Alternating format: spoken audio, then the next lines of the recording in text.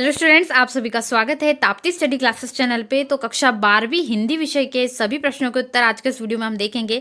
वार्षिक परीक्षा 2022 के जितने भी स्टूडेंट्स ने ताप्ती स्टडी क्लासेस चैनल के माध्यम से पढ़ाई की होगी उनका पेपर तो आज का बहुत अच्छा गया होगा, क्योंकि जितने क्वेश्चन मैंने आपको बताए थे सभी के सभी प्रश्न आपको आए हैं। आप चाहे तो पिछले वीडियोस को पूरे चेक कर सकते हैं। जितने इंपॉर्टेंट क्वेश्चन मैंने प्रोवाइड किए थे पूरे उसी में से आए हैं, कुछ ज़्यादा क्वेश्चन बाहर से नहीं आए। ठीक है, जो निबंध या पर्यावरण प्रदूषण का मैंने आपको बताया था वो भी आया है। इसके अलावा जितने क्वेश्चन बताए थे, भाषा को सहूलियत से यशोधर बाबू की पत्नी समय के साथ ढल सकने में क्यों असफल रही। इसके अलावा बच्चे नीड़ों से झांक रहे होंगे कि साशा में, ये भी क्वेश्चन है। और भी बहुत सारे लगभग पूरे प्रश्न बताए वाले ही आए हैं। ठीक है, ऑब्जेक्टिव क्वेश्चन भी सरल थे, मैंने आपको बताया था। सभी रसों के स्थायी भाव देखकर जाइएगा तो वो भी आपको ऑब्जेक्टिव वगैरह में पूछे गए। तो पूरा आपको पेपर तो बताया वाला ही आया, जितने मैंने इंपॉर्टेंट क्वेश्चन बताए थे। इसलिए आपको क्या करना है, इंपॉर्टेंट क्वेश्चन से ही तैयार करना है। ठीक है, पेपर के भरोसे मत रहिएगा कि आपको कहीं से पेपर मिलेगा। आप केवल इंपॉर्टेंट से पढ़ते रहिए, बहुत जरूरी है इंपॉर्टेंट से पढ़ना, क्योंकि वो क्वेश्चन ऐसे हैं जो हमेशा आए वाले रहते हैं। ठीक है, तो पेपर वैसे पूरा प्रश्न बैंक से भी नहीं आ रहा है, मिक्स पेपर आ रहा है। वो कैसे आएगा आपको ये भी मैं आपको बताऊंगी। ठीक है, चलिए पहले हम इन सभी का सॉल्यूशन देख लेते हैं। तो जितने स्टूडेंट्स नए हैं चैनल को सब्सक्राइब जरूर कर लीजिएगा, ताकि आपकी वार्षिक परीक्षा की तैयारी अच्छे से हो सके। सभी स्टूडेंट्स का पेपर बहुत अच्छा गया होगा, क्योंकि पेपर बहुत ईजी आया था। ठीक है, चलिए हम शुरू करते हैं ऑब्जेक्टिव क्वेश्चन से। तो सबसे पहला प्रश्न आत्म परिचय पाठ से है। जितना मैंने आपको लेखक परिचय कवि परिचय बताए थे वही आया। ठीक है, महादेव वर्मा जी का मैंने आपको गारंटेड बोला था, क्योंकि एक तो वो लेखिका थी और ऊपर से उनकी बहुत अच्छी रचना भी थी भक्तिन। ठीक है, कवि किसका भार लिए फिरता है, तो मैं जगजीवन का भार लिए फिरता हूँ, उनकी पहली लाइन थी। ठीक है, तो जगजीवन का भार यहाँ पर से उत्तर हो जाएगा। चलिए दूसरा है दूसरा प्रश्न। तो दूसरा प्रश्न है, दूत कहो अवधूत कहो किसकी पंक्तियां है।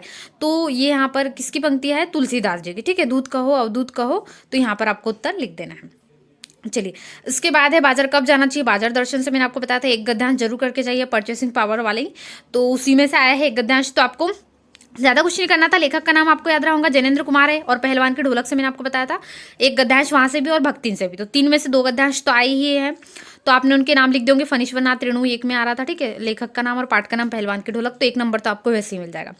बाजार कब जाना चाहिए लेखक के अनुसार, जब क्या हो, मन खाली हो तब बाजार जाना चाहिए। ठीक है, चलिए ये हो जाएगा उत्तर। इसके बाद देखते हैं अगला, पहलवान के ढोलक के याद करिए। मैंने आपको बताया था जितने इंपॉर्टेंट प्रश्न उसी में से एक प्रश्न है, मैंने रिक्त स्थान में बताया था, लेकिन ये आया आपको सही विकल्प में। आप जाकर फिर से देख सकते हैं, वीडियोस में मैंने बताया था ये। तो लुटन पहलवान ने किसको हराया था, चांद सिंह को हराया। ठीक है, इंपॉर्टेंट है, मैंने बताया था, जो यहाँ पर आपको याद करके जाना था।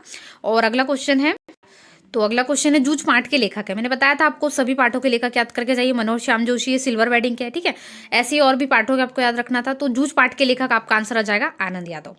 उसके बाद अभिव्यक्ति माध्यम से क्वेश्चन है, टीवी पर प्रसारित खबरों में सबसे महत्वपूर्ण है विजुअल, बाइट और नेट, सभी है। ठीक है, उपरोक्त सभी आ जाएगा, सबसे महत्वपूर्ण है, सभी के लिए जरूरत। विजुअल यदि नहीं रहेगा तो हमें दिखेगा ही नहीं, बाइट वगैरह नेट वगैरह सबकी जरूरत पड़ती है। ठीक है, तो आंसर होगा उपरोक्त सभी।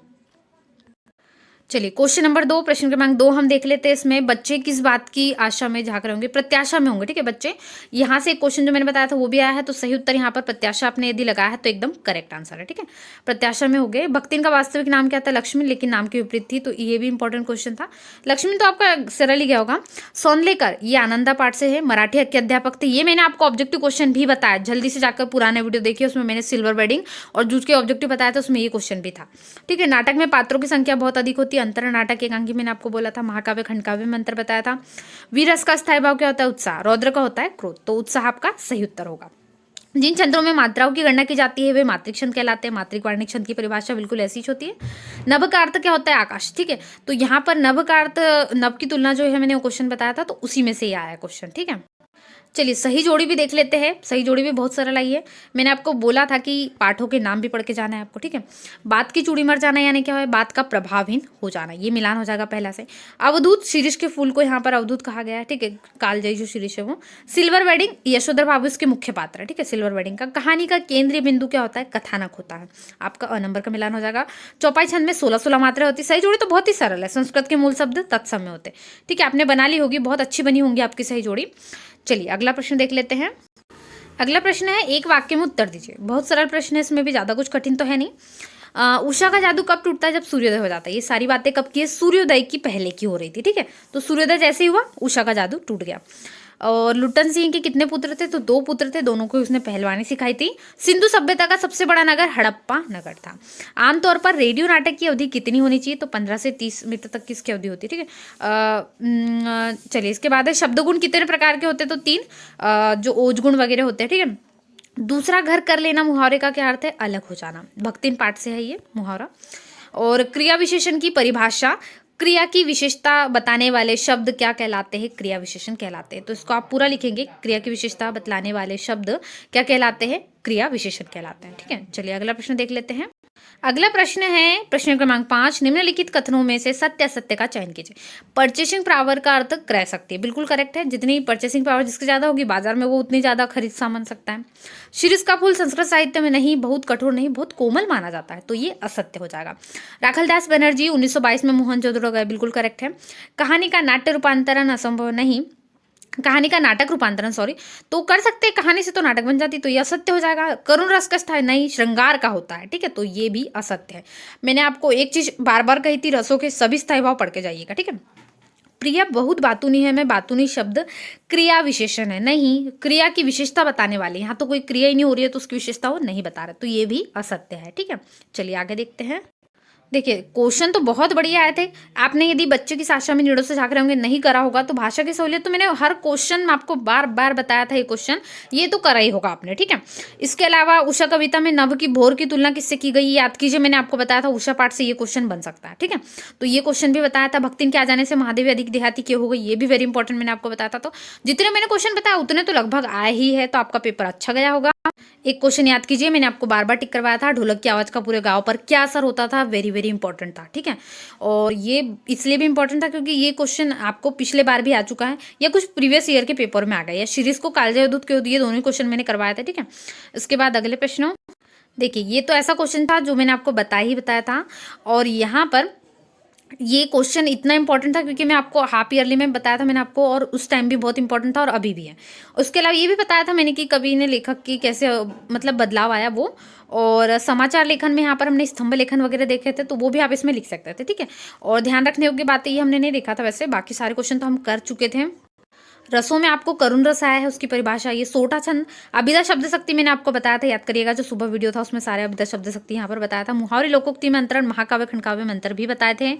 और वाक्य शुद्ध करने के लिए वह ईश्वर की अनेकों नाम है, तो यहाँ पर ईश्वर के अनेक नाम है, इसको सुधारना था आपको। ठीक है, मुझे केवल मात्र यहाँ पे बहुत सरल थे, तो एक एक अंक के आप ऐसे ही कर सकते थे इसको, या फिर वाक्य परिवर्तन वाले ये भी करे होगे आपने। देखिए कवि परिचय मैंने आपको सुबह ही यहाँ पर बताए थे, रघुवीर सहाय का, और कल भी बताए थे कि महादेवी वर्मा जी का तो कंफर्म है ही 100%, क्योंकि ये लेखिका भी थी। ठीक है, तो ये तो आपने सब करके आए होंगे, बहुत अच्छे से लिख के आए होंगे, इतना मुझे विश्वास है, क्योंकि पेपर बहुत अच्छा गया होगा। जिन स्टूडेंट्स ने पढ़ा है चैनल के माध्यम से उनके पेपर तो आज बहुत बढ़िया गए होंगे। और देखिए गद्यांश भी मैंने आपको बताया था, बाजार दर्शन से एक कंफर्म है, गद्यांश कोई भी आ सकता है वो, तो इसके लिए आपको क्या करना था, ये सारा कुछ आप तो जो है थोड़ा सा अर्थ निकाल कर मिक्स करके व्याख्या लिख सकते हो। ठीक है, संदर्भ के लिए आपको पाठ का नाम आपने जैनेंद्र कुमार लिखा होगा, और पाठ का नाम बाजार दर्शन, और लेखक का नाम जैनेंद्र कुमार लिख दिया होगा। यदि किसी ने रात्रि की विभीषिका वाला करा होगा तो ये भी मैंने आपको बताया था, इससे संबंधित प्रश्न आ सकते हैं। तो इसमें आपको क्या करना है, लेखक का नाम फणीश्वर नाथ रेणु याद रख लेना है, और पाठ का नाम पहलवान के ढोलक याद रख लेना है, और बता देना है गाँव में इस समय जो महामारी वगैरह फैली हो, सारा कुछ डिटेलिंग में आप लिख सकते थे। ठीक है, पहलवान के ढोलक से भी बताया था, याद करिएगा। और एक लेटर आया है जो बताया था मैंने, अपने बड़े भाई की शादी में आमंत्रित करने है तो एक पत्र लिखना है अपने मित्र को। ठीक है, अपने मित्र को आमंत्रण पत्र बताया था मैंने, और एक बताया था जो है मार्कशीट के लिए। ठीक है, तो दो में से कोई एक करा होगा, तो यहाँ पर तो आपका आ गया होगा, लेकिन जो है आमंत्रण पत्र ये तो बहुत अच्छे से आपने करा होगा। ठीक है, पर्यावरण प्रदूषण पे भी ऐसे बताया था, उसके प्रकार मैंने आपको बताया था, उसका आप किस प्रकार से कर सकते हो पॉइंट में बना लेना था। ठीक है, ये आपको बहुत बढ़िया से करा होगा पर्यावरण प्रदूषण, तो आपने किसके प्रकार समझा दिए होंगे, इसको कैसे रोक सकते हैं, रोकने के उपाय, तो सारा पेपर में वही आया जो यहाँ पर इंपॉर्टेंट आपको प्रोवाइड किए गए थे। इसलिए इंपॉर्टेंट से पढ़िए, पेपर के भरोसे मत रहिए, आपका पेपर बहुत अच्छा गया, क्योंकि जितने बताए थे वो सभी क्वेश्चन आए, कुछ एक आध दो क्वेश्चन नहीं आए, बाकी का पेपर तो 90% बहुत अच्छा गया होगा। ठीक है, चलिए वीडियो को लाइक कर दीजिएगा जल्दी से, चैनल पर नहीं हो तो सब्सक्राइब कर लिया, अपने सभी दोस्तों के साथ वीडियो शेयर करें, जिससे सभी स्टूडेंट्स की हेल्प हो, ज़्यादा से ज़्यादा वीडियो शेयर करें जिससे सभी विद्यार्थी अपने आंसर को मिला सकते हैं। ठीक है, मिलते हैं ऐसे नए वीडियो में, और इंपॉर्टेंट क्वेश्चन के लिए चैनल को सब्सक्राइब करना ना भूलें। Thanks for watching.